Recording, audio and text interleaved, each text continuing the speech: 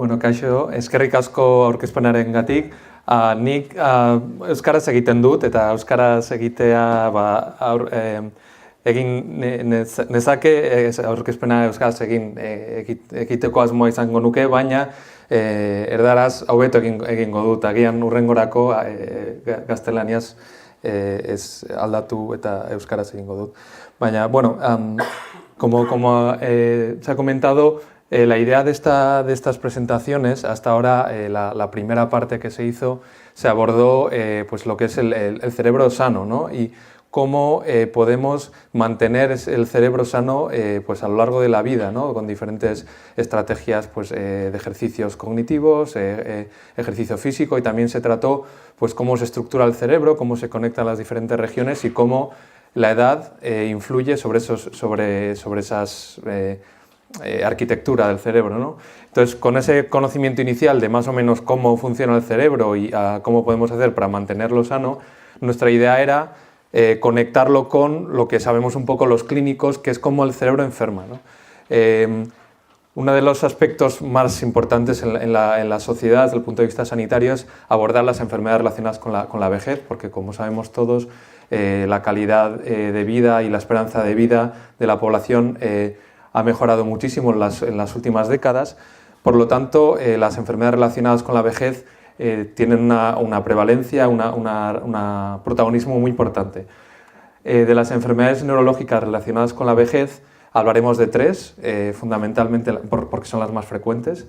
Las neurodegenerativas, que se llaman, que la más importante o la más frecuente es la enfermedad de Alzheimer. La segunda más frecuente en cuanto a presencia en la población es la enfermedad de Parkinson. La tercera más frecuente no es bien una enfermedad neurodegenerativa, aunque sí puede tener después un proceso pues, de deterioro, pero es una enfermedad de perfil agudo, es decir, el daño se produce rápido, y es el ictus o las enfermedades cerebrovasculares. Son las tres grandes enfermedades del cerebro en la persona que envejece. Antes, como hemos comentado, quería dar un par de pinceladas. Quizás en la presentación anterior me podéis interrumpir cuando queráis. En teoría es una presentación formal de 15 minutos, pero por supuesto podéis levantar la mano si tenéis dudas. En la anterior presentación se habló de Neurolagun. Neurolagun es una asociación que creamos hace poco más de un año. Es una asociación formada por gente que nos dedicamos a la ciencia del cerebro.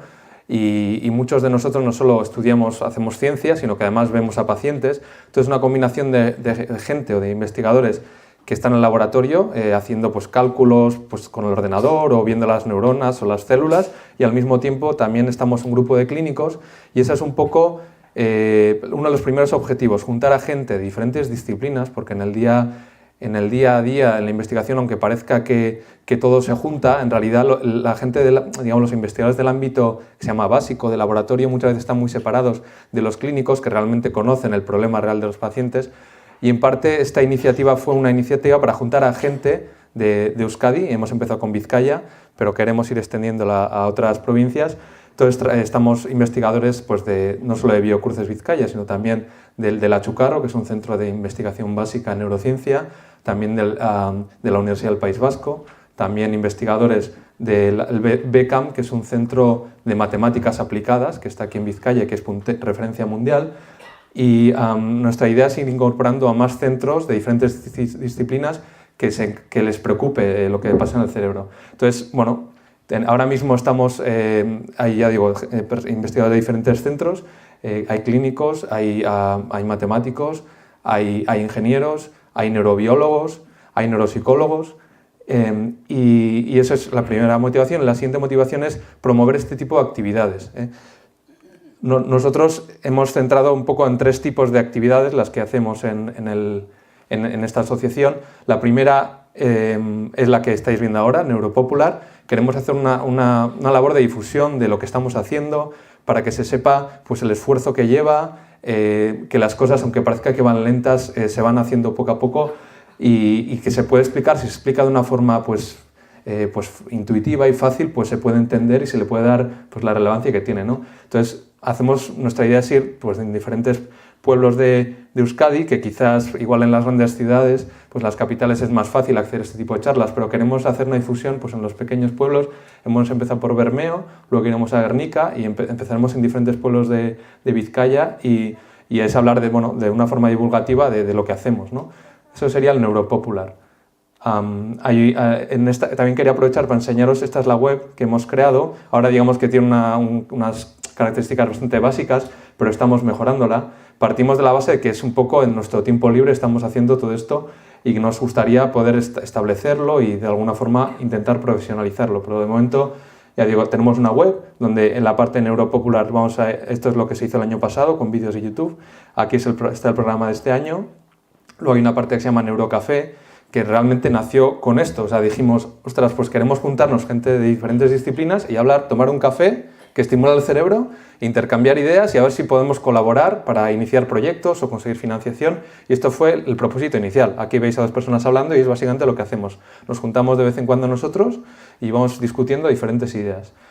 Y la última parte, que se llama neuroclínica, es un poco conectar a los clínicos, porque muchas veces estamos desafrenciados de toda la investigación que se hace. Entonces, intentar que estas charlas clínicas que se hacen de forma rutinaria en el hospital pues tengan una difusión pues, a la comunidad de neurocientífica de Euskadi, ¿no? Por último, también hemos abierto una pequeña sección que es de donaciones, que bueno, la idea es que con el tiempo pues la gente puede ir haciendo pequeñas donaciones, pues yo qué sé, 2 euros, 5 euros. Ahora mismo se puede ir haciendo donaciones, pero vamos, que la idea es pedir ayudas a entes públicas, privadas y luego, evidentemente, pues intentar a través de donación de la gente, pues ir promoviendo este tipo de actividades, ¿no? Que al final pues a veces necesitan recursos. Bueno, ya voy directo a la parte que me toca. Después de esta introducción voy a hablar, como he comentado, de 3 enfermedades: la enfermedad de Alzheimer, la enfermedad de Parkinson y las enfermedades cerebrovasculares o ictus. La enfermedad de Alzheimer. Primero hay que definir qué es la demencia o el deterioro cognitivo, ¿no? Porque realmente demencia es una forma genérica de hablar de una pérdida de función de las principales funciones del cerebro, ¿no? Que son las capacidades cognitivas.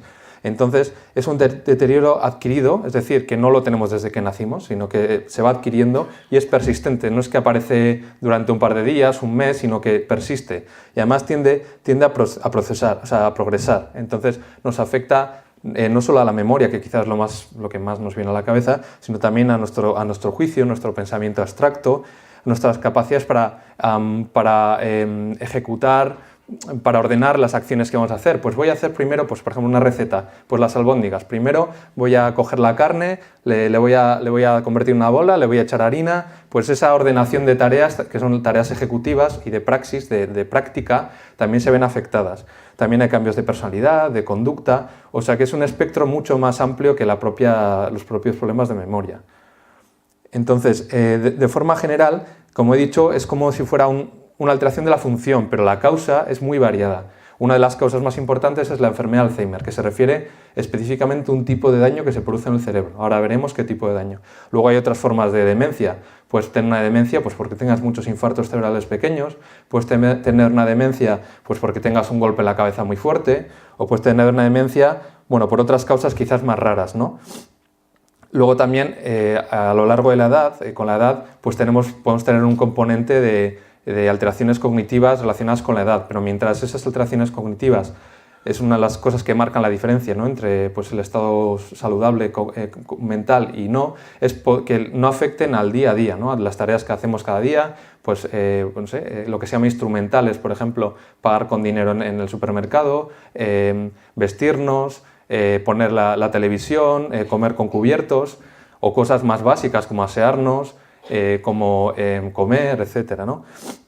Entonces, como he comentado, es un problema progresivo, normalmente es de tipo irreversible, porque se produce un daño que va progresando muchas veces, aunque a veces es un momento concreto, y muchas veces es multifactorial, no solo es por un infarto, puede haber muchas causas que producen, pues yo qué sé, la enfermedad de Alzheimer, un infarto, o sea, puede haber muchas causas que lo producen. Por lo tanto, como he dicho, cuando pensamos en demencia no tenemos que pensar necesariamente en Alzheimer. De hecho, un paciente cuando va con problemas de memoria o con alguna alteración pues, de cognición al neurólogo, el neurólogo lo primero que hace es ver las características que tiene el paciente pues, por el interrogatorio que hace con él, la exploración que le hace de las pruebas de memoria, las pruebas que le hace, pues el análisis de sangre, el escáner, va clasificando por una mayor probabilidad o menos según lo que vaya contando el paciente. Sí es cierto que la mayoría de pacientes que vienen con problemas de memoria tendrán una enfermedad un deterioro cognitivo de este perfil, pero no necesariamente. De hecho, muchos pacientes que vienen tienen un problema de depresión y no tienen una enfermedad degenerativa, sino que pues, se confunde, ¿no? Y luego ya digo que hay otras causas un poco más raras. En cuanto a los datos de la enfermedad de Alzheimer, pues se sabe que afecta como a 1,5 millones de personas en el mundo. Sabemos que es la primera enfermedad neurodegenerativa relacionada con la vejez y globalmente es la más frecuente. Y bueno, entre el 40 y 60% de los pacientes es cierto, pues ahora quizás cada vez menos porque los diagnósticos se hacen antes, pero hay gente que está un poco en las fases iniciales que todavía no se llega a etiquetar.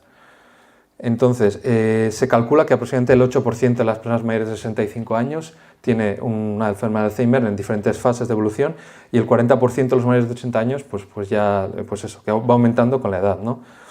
De forma que se establece en la enfermedad de Alzheimer un continuo que se llama. Empezamos en la fase preclínica, nosotros los clínicos llamamos preclínico cuando hay alteraciones en el cuerpo, pero todavía no dan síntomas. Entonces hay una fase preclínica en la que hay alteraciones en el cerebro, pero no se perciben.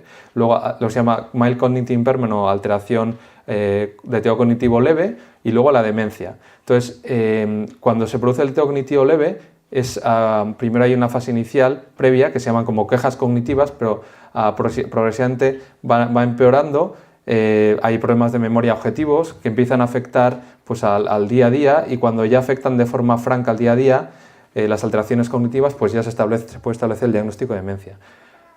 El Alzheimer y la demencia neurodegenerativa de este perfil, lo que produce es un cerebro normal, entre comillas, y con el tiempo normalmente se suele perder volumen o atrofia, se produce atrofia del cerebro, pero el Alzheimer produce una atrofia muy severa. Ya veis aquí que se disminuye mucho el volumen, sobre todo en lo que se llama la zona temporal, que son las partes pues de abajo del cerebro y de los laterales. ¿Y por qué se produce esta atrofia? Pues porque se pierden neuronas. ¿Y por qué se pierden neuronas? Ya sabéis o sabréis que las neuronas componen el cerebro, y las neuronas no se sabe muy bien por qué se pierde, pero desde luego hay un sello de identidad muy característico del Alzheimer, que es lo que se llama los ovillos neurofibrilares y las placas de amiloide. Están compuestos por proteínas que existen normalmente en el cerebro, como la proteína tau y el beta-amiloide. Lo que pasa es que hay un problema, normalmente las proteínas se pliegan de una forma, y si hay diferentes alteraciones en partes de la molécula, se pueden plegar mal y se acumulan como si fueran basura. Entonces se van acumulando dentro de las células y fuera, y se cree que es un mecanismo que induce el daño de las neuronas y la pérdida de neuronas progresiva, aunque no está muy claro todavía el mecanismo. Entonces, ¿qué es lo que pasa en los pacientes con enfermedad de Alzheimer? Como he comentado, hay una fase preclínica donde no hay síntomas, pero en esa fase inicial ya se... No tiene pila. Ya se ve, si se hace un estudio pues, de imagen específico, o incluso si se estudia el cerebro después de que pueda fallecer un paciente, se ve que hay una afectación ya al cerebro inicial en la parte temporal que he dicho. Con el tiempo, esta afectación se va difundiendo al resto del cerebro, a la zona frontal, que se llama la zona de aquí, la zona parietal, y se ven estas proteínas que he dicho anormales, pérdida de neuronas de forma difusa. En la fase inicial los pacientes lo que tienen es, en la fase más incipiente, que se llama deterioro cognitivo leve, tienen un desinterés por aficiones previas o actividades sociales, fallos de memoria que no interfieren, como hemos dicho, en las actividades de la vida diaria, despistes, por ejemplo, cuando van por la calle, no se orientan bien topográficamente, o disminución en el trabajo. A veces debutan los síntomas en pacientes un poco más jóvenes, pues 50, 60, normalmente empiezan a partir de los 60. Es importante, como he comentado, hay pacientes que están deprimidos y pueden tener un cuadro de problemas de memoria o de cognición que simulan un Alzheimer, una demencia. Entonces hay que tenerlo en cuenta. Poco a poco, las funciones, como esta alteración del cerebro va progresando, va difundiéndose, pues afecta a otras funciones cognitivas. Por ejemplo, la memoria reciente pues de algo que acaba de hacer, ¿no? Que se llama memoria de trabajo, pues se va perdiendo, ¿no? No recuerda las conversaciones recientes, no recuerdan pues, fechas que tenían que haber recordado del médico, por ejemplo. Hay dificultades para incorporar una información, lo que he comentado. Hay anomia, les cuesta pues, decir nombres de palabras o nombres nominar objetos. Hay un problema de humor, están deprimidos los pacientes y están apáticos, es decir, apáticos que no le interesan las cosas que les suelen interesar ni las aficiones. Y ya con la evolución del daño del cerebro, lo que suceden son los síntomas pues, de diferentes regiones del cerebro. Por ejemplo, los síntomas frontales, los pacientes tienen trastornos del juicio y de la personalidad, Síntomas temporales, problemas del lenguaje, de la fluencia del lenguaje, pueden estar, pues no hablan demasiado o es un lenguaje pobre. Les cuesta hacer lo que he dicho, la praxis, yo qué sé, tareas prácticas del día a día, como hacer una receta o cualquier sucesión de tareas, pues les puede costar, ¿no? Están desorientados topográficamente. Entonces, esta suma de características que se van agrupando, pues al final hacen lo que se llama el conjunto de demencia, y cuando se habla de demencia de perfil enfermedad de Alzheimer, pues predomina mucho los problemas de memoria, predomina mucho la desorientación topográfica y la dificultad de la fluencia verbal, ¿no?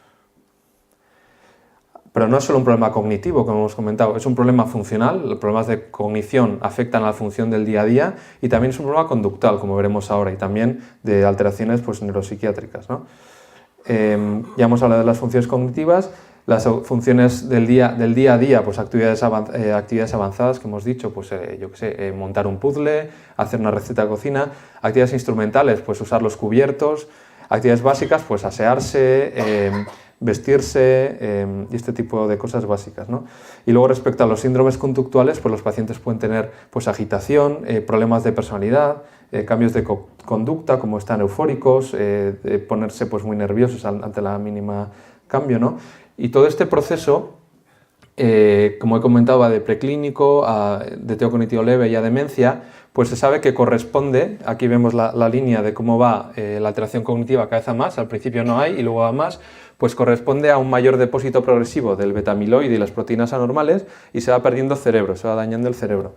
Y este es el problema pues, con los pacientes con demencia, deterioro cognitivo, es que no hay unos marcadores buenos. Ahora empezamos a tenerlos ya, ¿no? Y además de descartar lo que he comentado, pues por análisis, un interrogatorio, un escáner, y se hace un estudio neuropsicológico completo para ver qué problemas de memoria, o sea, de cognición tiene exactamente, y las pruebas que van a empezar a estandarizar, que son más especiales y nos permiten saber si la demencia es de perfil pues Alzheimer o de otro perfil, son las pruebas de medicina nuclear cerebral, que básicamente se da una especie de fármaco por vena y que marca las proteínas que hemos comentado y se ven en el cerebro, y luego los estudios de líquido cefalorraquídeo, que es una punción lumbar, y se estudia el líquido que rodea a la médula espinal que veis aquí, como las punciones de las embarazadas. Estos son procedimientos, primero, este es un procedimiento invasivo, es que eso significa que hay que pinchar y que molesta. Los riesgos son bajos, pero tienen algunos riesgos, y esta prueba es una prueba muy cara. Entonces, sí es cierto que con lo frecuente que se está haciendo la demencia y los problemas cognitivos, pues los sistemas sanitarios tienen que decidir un poco cómo balancear el gasto-beneficio de todo esto, porque luego los tratamientos, hablará el doctor Gómez más de ellos, pero cada vez irán saliendo más tratamientos que son muy caros. Entonces es un tema complicado. Por ejemplo, en el Hospital de Cruces sí que se puede hacer esta prueba y la otra, pero no se hace a todo el mundo de serie, por muchos motivos. Bueno, entonces respecto al tratamiento, va a hablar el doctor Gómez Esteban sobre todo el tratamiento farmacológico, pero los objetivos principales, a día de hoy no tenemos un tratamiento que nos permita proteger a las neuronas que sea eficaz, es decir, que se vayan perdiendo o que nos permita deshacernos del amiloide o de la proteína tau, de estas proteínas que he dicho que son anormales.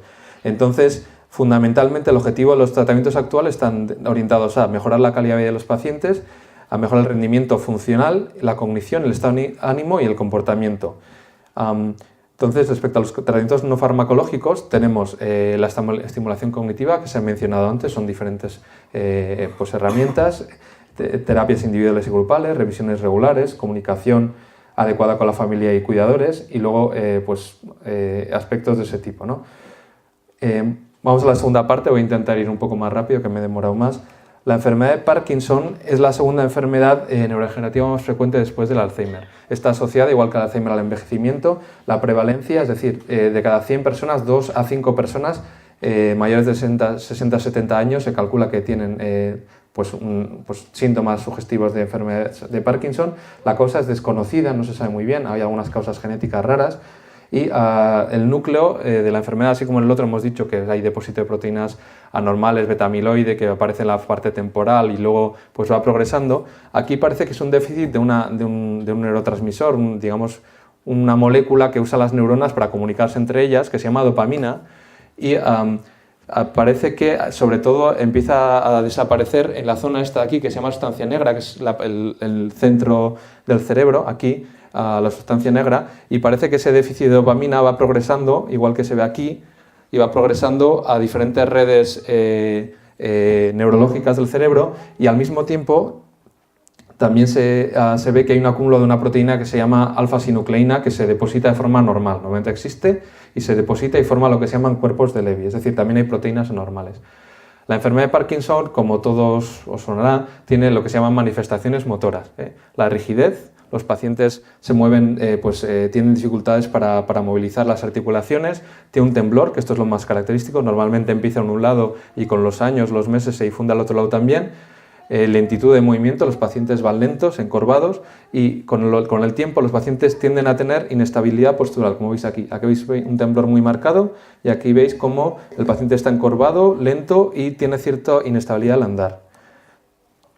Luego hay lo que se llaman las manifestaciones no motoras, que hasta hace poco pues no tenían tanto protagonismo. Por ejemplo, cuando veíamos a nuestro anterior papa, veíamos los problemas, sobre todo motores, el temblor, que iba lento, que hablaba lento, pero también tenía alteraciones no motoras. Pueden tener deterioro cognitivo, incluso desarrollar demencia los pacientes con Parkinson, pueden tener problemas visuales, alucinaciones visuales, pueden tener problemas de sudoración, pueden tener problemas de estreñimiento, es decir, que no solo afecta al cerebro, sino que afecta también a otros órganos.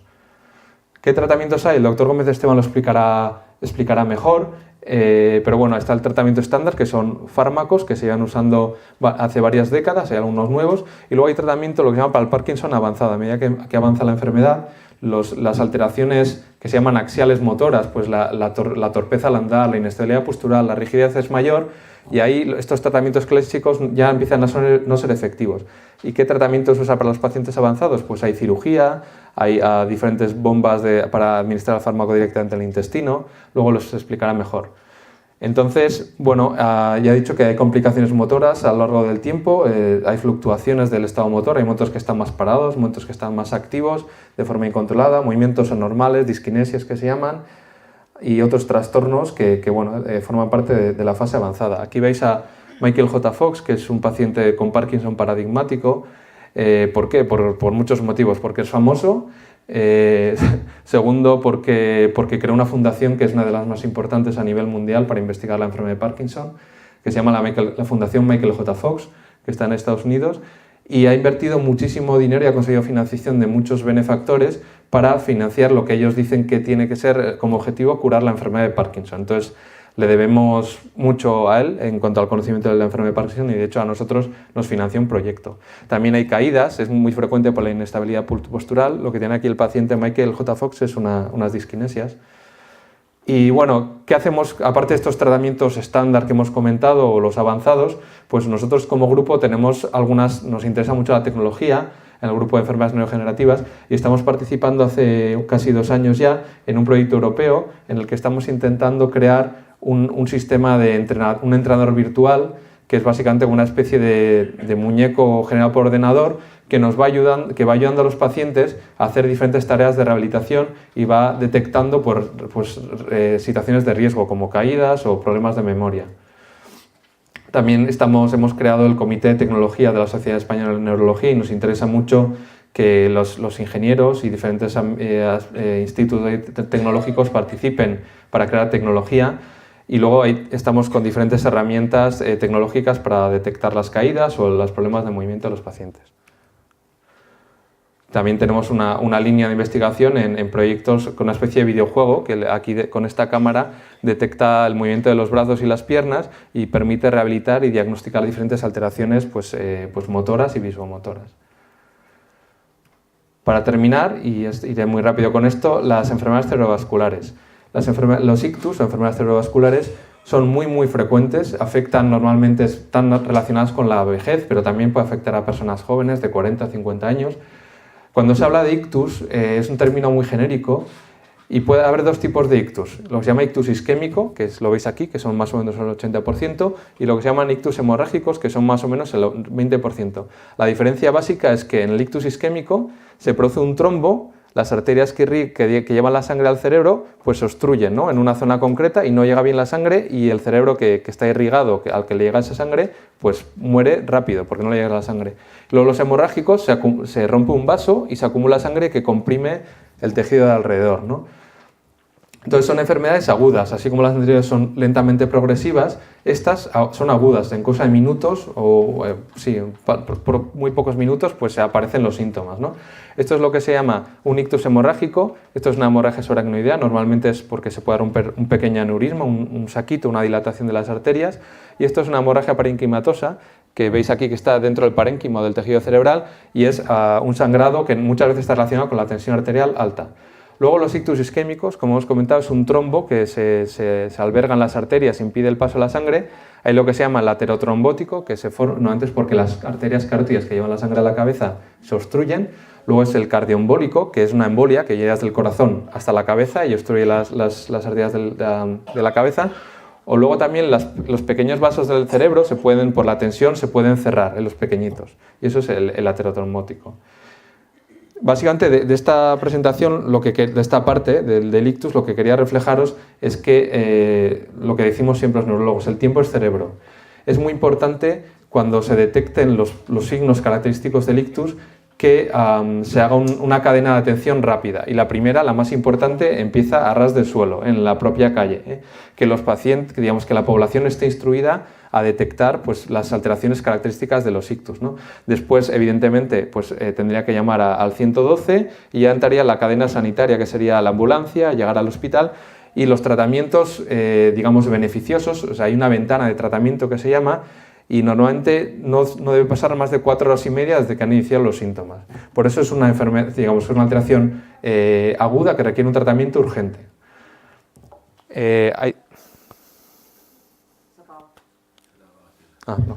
Entonces, diferentes iniciativas gubernamentales, estas de Estados Unidos, pero en España y en Euskadi hay diferentes iniciativas para educar o ayudar a la población a que identifique a los pacientes con ictus de forma rápida, ¿no?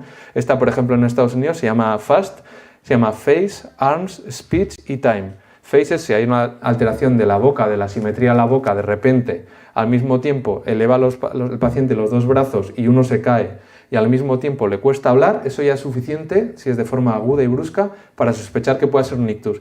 Y también se refiere que hay que correr, hay que llamar por teléfono al 112.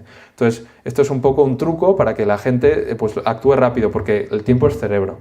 Y toda esta cadena pues, se activa, ¿no?, para que llegue el paciente al hospital. ¿Y por qué es importante que llegue el paciente al hospital? Porque cuando falta riego en una parte del cerebro, hay lo que se llama una zona de infarto y luego hay una zona de penumbra. Todo esto, penumbra es que no llega la sangre suficiente, pero que todavía el tejido funciona. Si el tiempo progresa, esta área de infarto va creciendo hasta que el tejido ya no es recuperable. Entonces, esto es tiempo, esto va progresando y tenemos poco tiempo para poder actuar. Entonces, ¿qué es lo que hacemos? Evidentemente, si es una hemorragia, nosotros normalmente hablamos con los cirujanos y si hace falta pues se puede operar o se puede esperar a ver si se reabsorbe la hemorragia. Pero si es un ictus isquémico, normalmente tenemos dos opciones. Una es la que ya llevamos unos cuantos años, varias décadas haciendo, que es poner fibrinolítico, un fármaco por dentro de la vena y que llegue hasta el cerebro y que rompa el trombo. Y otra opción es lo que se ha adquirido hace unos pocos años, que es extremadamente efectivo, que es la trombectomía mecánica, que es llegar, como el cateterismo que llega al corazón, llegar hasta las arterias del cerebro y romper el trombo de forma mecánica. Entonces, la trombolisis intravenosa todavía la seguimos haciendo, pero el problema es que tenemos un límite de tiempo muy establecido, de 4,5 horas máximo, tiene bastantes contraindicaciones y el beneficio es moderado, pero en algunos pacientes todavía lo seguimos haciendo.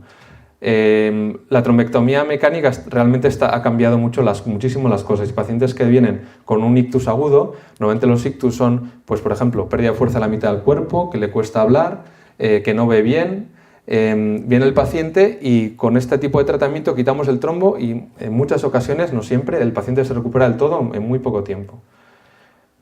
Tengo aquí un vídeo que, bueno, no os lo voy a enseñar, que es un poco largo, pero básicamente se enseña todo el procedimiento de cómo llegan con el alambre hasta el trombo, lo rompen y lo absorben. Eso es la trombectomía mecánica.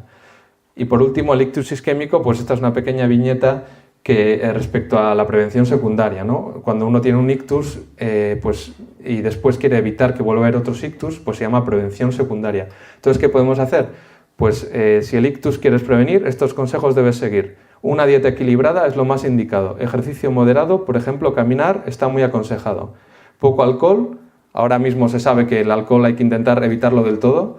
Y no al tabaco, como 2 y 2 son 4. Y controlar otros males que con el ictus son fatales. Lo que recete el doctor hay que tomar por rigor. Aunque puede ir más allá de estas recomendaciones, pues bueno, es un poco una idea general de las medidas generales que hay que tomar para cuidarse. Y luego también, evidentemente, pues hay ciertas cosas que pues el médico de cabecera, pues los problemas cardíacos o otro tipo de alteraciones, pues tiene tensión arterial, diabetes, tiene que estar encima. Pero lo primero empieza por nosotros. Este tipo de medidas generales hay que intentar tenerlas en cuenta.